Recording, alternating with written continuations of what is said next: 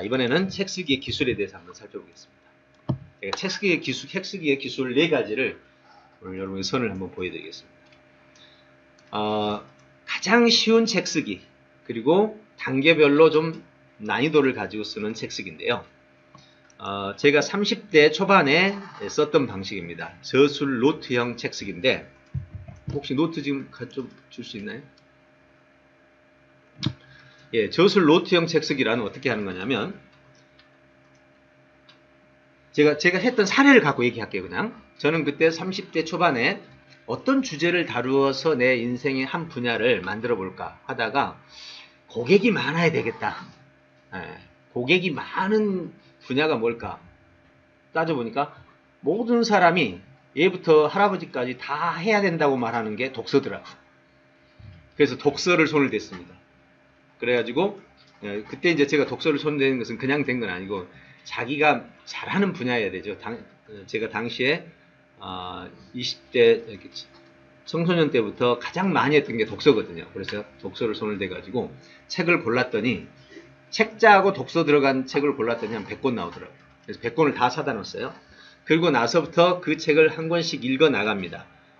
책에 관한 책을 100권 사놓으면요, 대부분 다 중복입니다. 내용이 대부분 다 중복되죠. 그래서 처음부터 읽어 나가면서 중요한 데이터를 이쪽에 노트를 하나 만들었어요. 제가 이번에 20년 만에 복제를 했습니다. 이렇게. 이게 제가 30살에 사용했던 노트인데, 이제 그때 노트는 제가 분실했고, 그 양식 그대로를 이번에 다시 만들었어요. 예, 다시 만들어가지고 지금 이번에 이제 저술하는 사람들한테 이걸 가르쳐 주고 있어요. 아주 쉽고, 저술을 할 때 정말 눈 감고 씁니다. 네. 자, 어떻게 쓰느냐?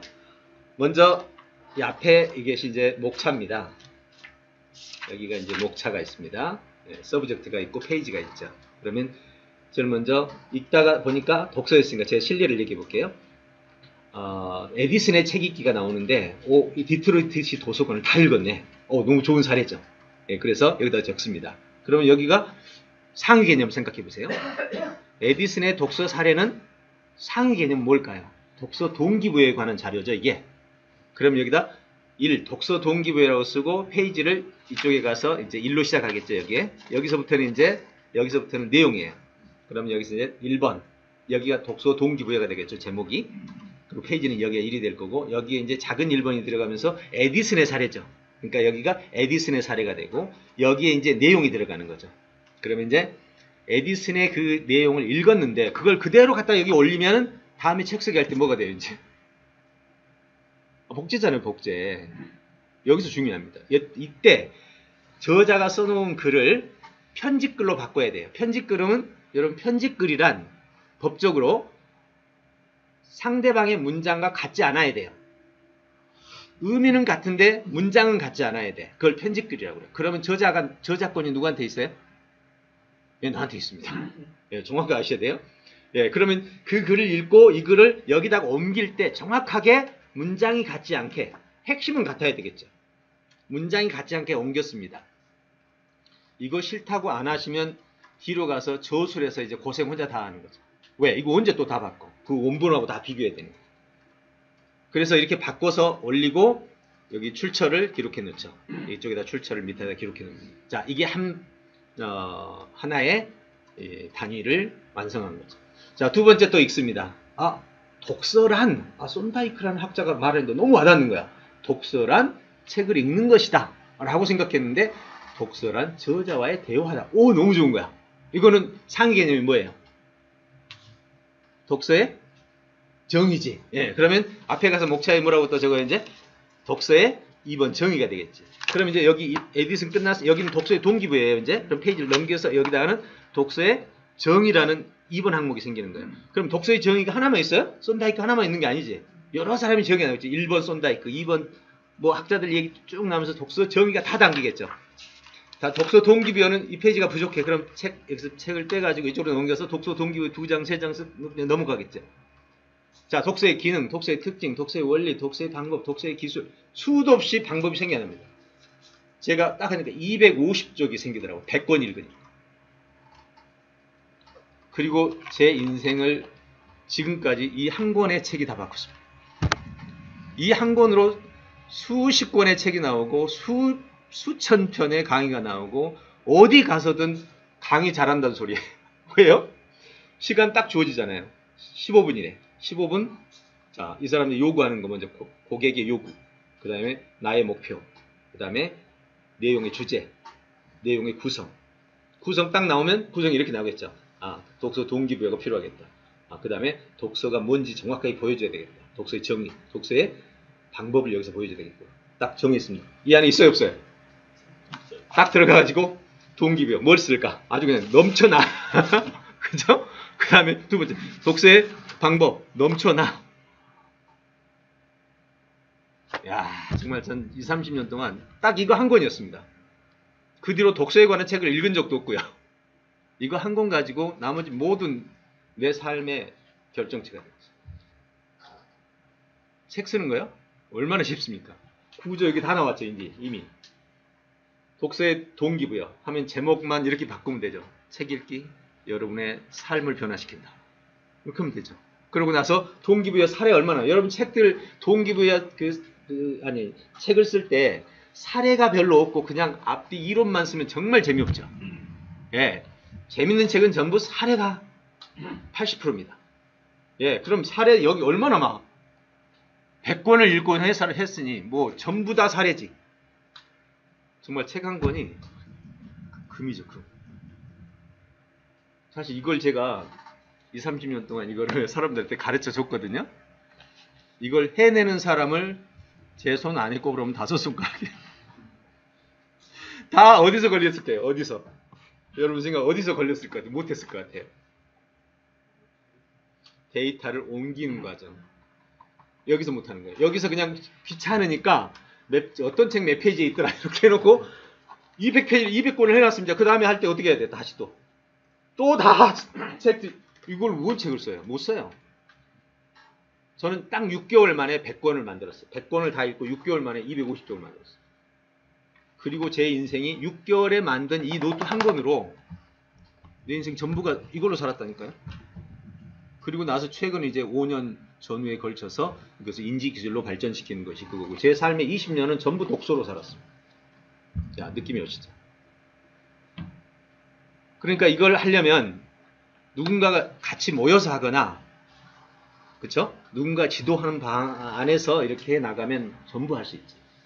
그래서 이 방법으로 저는 이제 학생들 독서, 저술을 하게 하는 여러분 책에서 강의에서 봤겠지만, 그런 때 할 때는 바로 이 방법을 쓰게 했죠.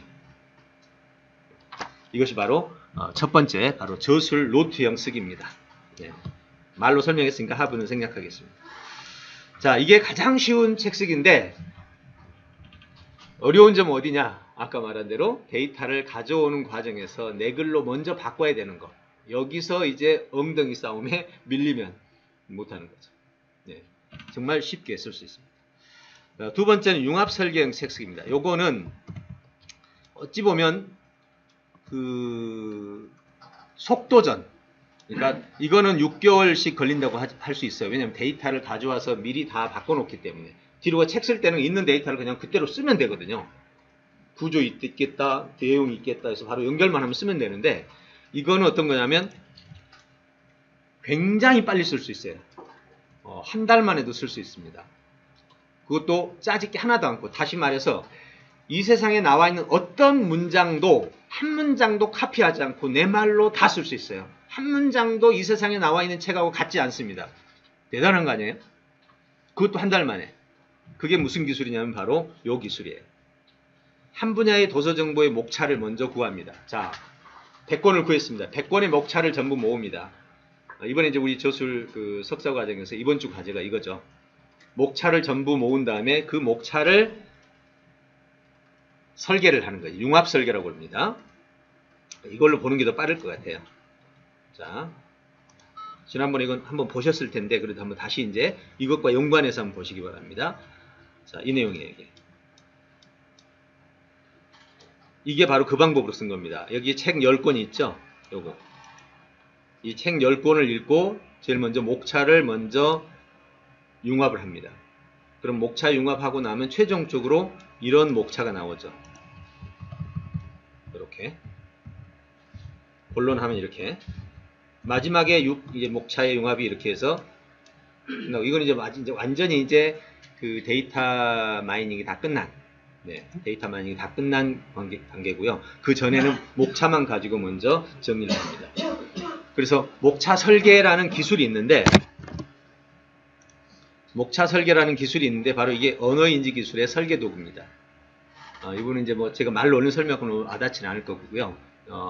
이번 주 토요일 날 제 책이 임시본으로 나옵니다. 그게 제가 25년 동안 연구했던 결과를 담고 있는데 유명 출판사하고 지금 교섭을 하고 있어서 저희 출판사에서 책을 내려다가 내버리면 못 내잖아요. 그래서 지금 대학원에서 교재로 쓰는 거기 때문에 빨리 책은 줘야 되는데 책을 출판하는 기간은 앞으로 길어지죠.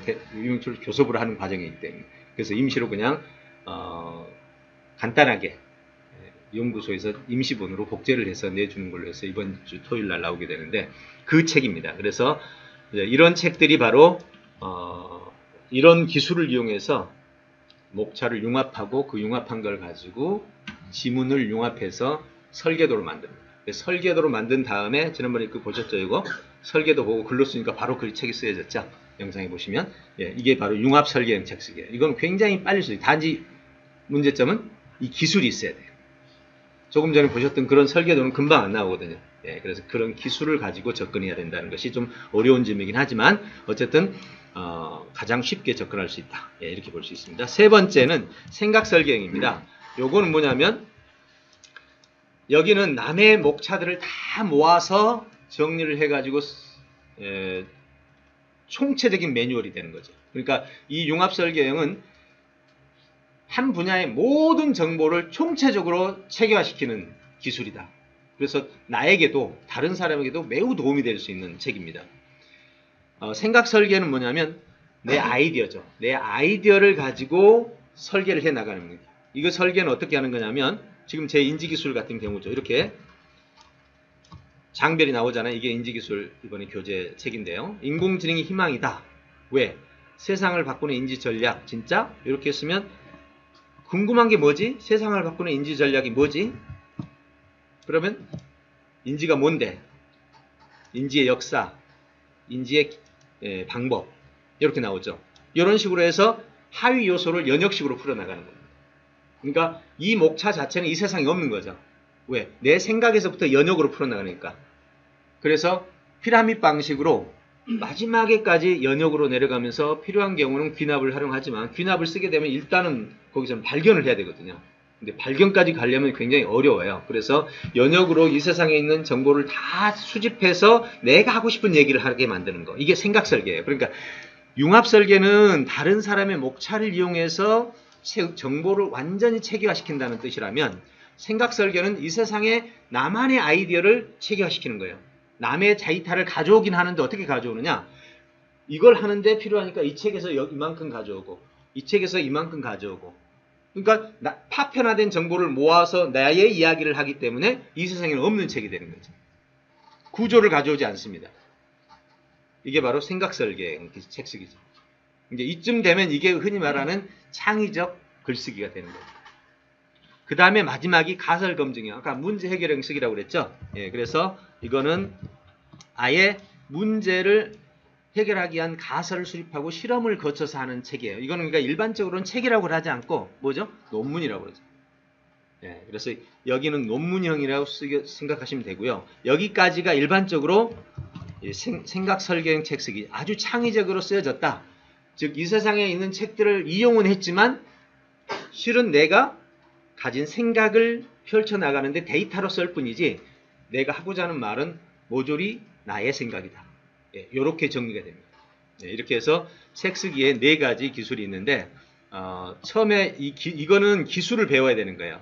지금 언어인지 기술이라는 제가 지금 대학원에서 가르치고 있는 이 기술을 배워야만 가능한 기술이에요. 이건 절대로 못합니다. 여러분이 해보시면 거의 불가에 가까워요.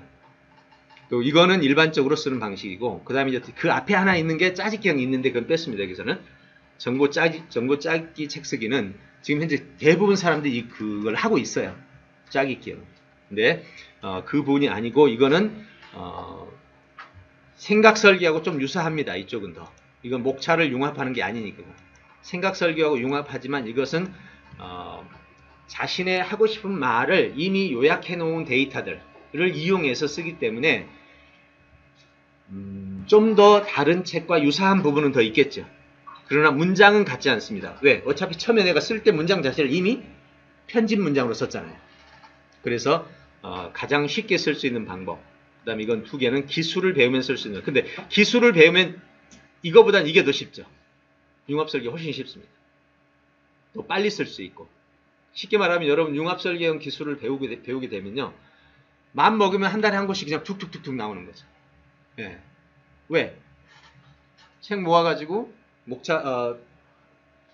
정보 목차 세팅한 다음에 그 목차에서 하위 요소 찾아서 하위 요소, 그 다음에 소제목 하위 요소, 그리고 지문에서는 핵심만 찾아서 딱 하위 요소 정리하면 이 세상에 새로운 책이 나옵니다. 그러면서도 가장 논리적이고 정교한 그런 책이 이 융합설계형 책으로 나오죠. 예, 이렇게 해서 책 쓰기의 기술 4가지를 한번 정리했는데 이 예가 하나 뭐가 있다고요? 정보 찾기에 책 쓰기가 하나 있습니다. 그래서 여기서는 아예 다루지 않았습니다. 이렇게 해서 두 번째 책 쓰기 기술을 살펴봤습니다.